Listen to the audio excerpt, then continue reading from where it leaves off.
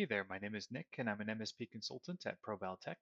In this video, we will explore the activity feeds within NinjaOne as they are a useful way to understand what's been happening within the NinjaOne portal or on a specific device or set of devices. Please click the like and subscribe button in the bottom right corner so you never have to miss out on another video. Let's get into it. So there are actually four activity feeds that you can view within the NinjaOne portal itself. There is a recent system activities feed. There's an overall system level activities feed, an overall device level activities feed, and a device level activities feed. So one singular device.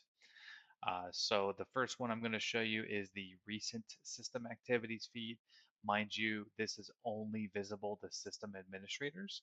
So if you are on the front level dashboard, so the front or the home page, if you want to call it, if you click on just dashboard right here, this will give you to the landing page.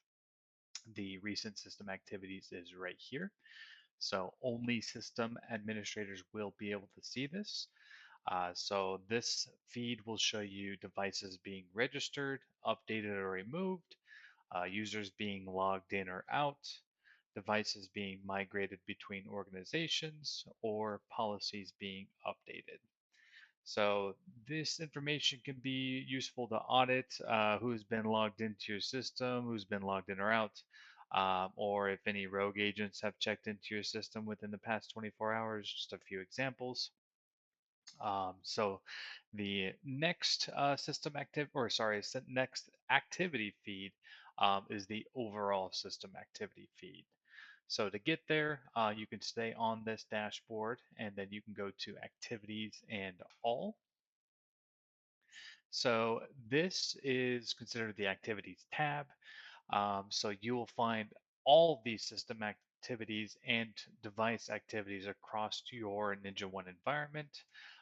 You will have the option to filter the data by date range right here, device, activity type, status, organization, and user.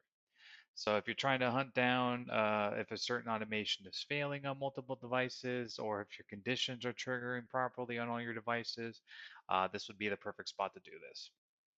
And then on the overall device level activities feed, you will find this on the devices section. And if you don't see it on this screen already, you just have to click this toggle activities button right here. So just so you know, the system level activities feed is a little bit better because there are filters. So this will just give you a live feed of everything, no filters, no nothing, um, but still a feed nonetheless. So this will just give you the overall device level activities. It will show you, it'll include just conditions being triggered, automations being run, devices being rebooted, so on. So just another feed to show you overall devices. And then the last one that you can find is the singular device level feed.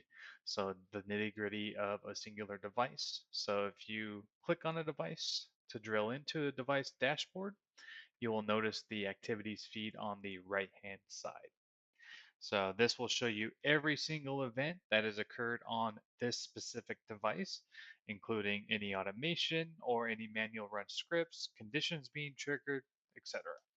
So this can be very, very useful when you're troubleshooting certain issues, especially when you have very little information to work off of, especially when you get a call from an end user. You don't really have much to work off of.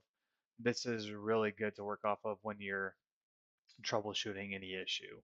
So appreciate you watching. We do post a new video every week to share our knowledge.